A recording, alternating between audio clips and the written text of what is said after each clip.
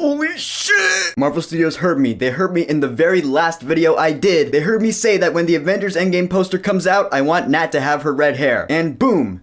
There she is with her red hair. That is one iconic poster indeed. Captain America is right there in the front with his shield. I love it. So here's the story. I woke up really late today, actually. Like, later than I'd care to admit. And once again, my phone was blown up with tweets and messages from friends saying, hey, new Avengers Endgame trailer. Which is funny because Captain Marvel just came out, like less than a week ago. You gotta think Marvel Studios was wondering how soon after Captain Marvel's release should we release the new Endgame trailer? Not too long, right? Because everyone's gonna go see Captain Marvel? Well, yeah, everyone did see Captain Marvel, so let's go ahead with the new trailer. And yeah, this is an awesome trailer. For the most part, that is. It does one thing that I'm not a huge fan of. We'll get to that right now, actually. Because it starts out with previous footage from previous Marvel Cinematic Universe movies, and I'm not really a huge fan of when trailers do that. Like, we've seen the previous movies. We know what happened in them. Why do we need to see it in this new trailer? It's kind of cutting into time you could use to show new footage. I'm just saying, like, clips from older films took up like 1/4 or even 1/3 of this new trailer. But again, I am kind of torn because this is the last movie in the Marvel Cinematic Universe that matters to me. I do want to be kept in the dark. I want these trailers to be vague. I want to go in as blind as I can, so the fact that this trailer showed old footage, I'm like, okay,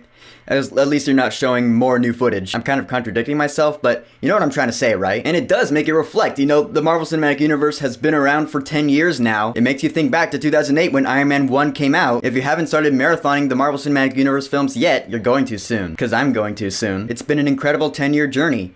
And part of that journey has to be the end. But as far as new footage in this trailer goes, the first thing worth noting is you see Hawkeye with his family, and then it cuts to Hawkeye in the rain looking like, yeah, his family evaporated right in front of him. He's on some sort of revenge quest. I don't know what he's doing, but Black Widow finds him. She's probably the one that brings him back to the Avengers. And yeah, like I said, Black Widow's red hair is growing back. I actually like the whole red and blonde blend in her hair. Again, it's a trivial nitpick, but what can I say? I like it. You see Scott Lang, he's out and about, which, once again, how did he get out of the quantum realm? I did have the thought, what if he gets out of the quantum realm the same way he did the first time? You know, with one of those enlarging discs. Does he have those when he's in the quantum realm? During that mid-credit scene in Ant-Man and the Wasp? But he's out and he sees these missing posters. He's probably like, what the fuck happened? How does he reach the Avengers? The monologues are going. Thor's like, I saw all these people die. Steve Rogers is like, I keep telling everybody they should move on.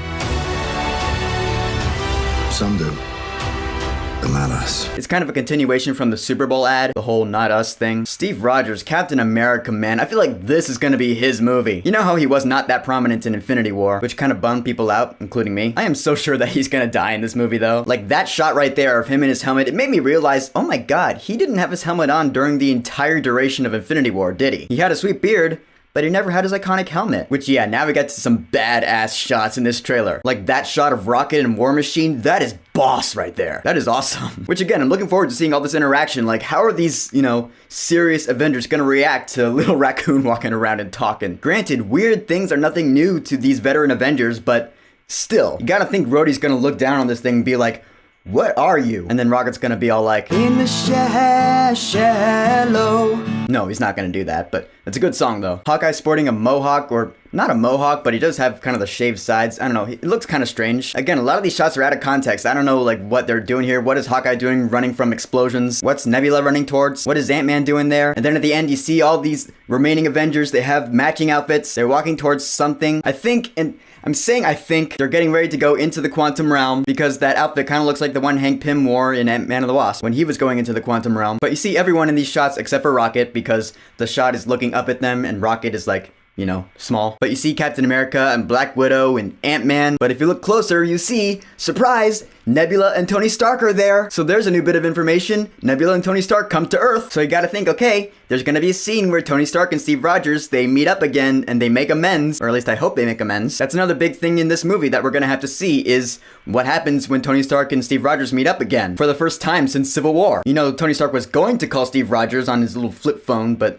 then they were interrupted. You know the Russos wanted to save that moment for the last movie. And then of course when the title comes up, you gotta hear that Avengers theme. That's one thing that bummed me out about the first trailer for this one, is that it didn't have the Avengers theme at all, whereas both trailers for Infinity War did. In this trailer, the Avengers theme is loud and prominent, because it has to be, because this is the final trailer for the final movie of the Marvel Cinematic Universe. That matters, so perfect. And then the little stinger at the end introduces Captain Marvel to the mix, which, she's looking fine. Just right there when she turns around, I was like, whoo, damn. And I actually like this scene a lot because I was wondering how her interaction was gonna be with all the Avengers as well. And the scene is pretty much Thor seeing what she's made of.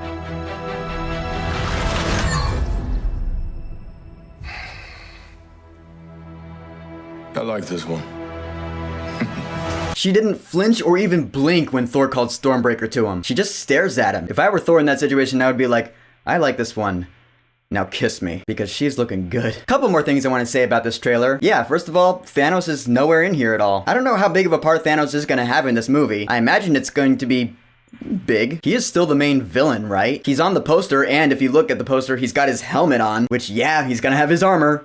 I can't wait to see it. And yeah, I am wondering, like, Infinity War was Thanos' movie, but since that is done, what's his role going to be in Endgame? I imagine he's not really going to be prominent until the second half of Endgame, because the first half, I'm just predicting here, but the first half of Endgame I'm thinking is going to be the Avengers living in this post-snap world, and everyone being depressed and dealing with it. But not just the Avengers, I want to see how the entire universe reacts to this. Because again, we have never seen anything like this before on this grand of a scale. We have seen movies where the good guys lose at the end, and then in the next movie they have to pick up the pace and come back. But Infinity War and Endgame are the grandest scale we have ever seen when it comes to a story like this in a movie. Last I checked, the Russos said that this movie's still clocking in at like 3 hours. It's gonna be long, it's gonna be drawn out, which is awesome. I want this story to be told to its fullest. So the question then becomes, how much time are we going to spend in this post-snap world before we attempt to reverse it? Just what hope is there? I love that question. It looks really dire. Just this is the end. What I compare this to is Harry Potter and the Deathly Hallows Part 2, where it does feel like the end of a cinematic era. Because after this movie comes out, what do we have to look forward to? I mean, yeah, there are other movies coming out, but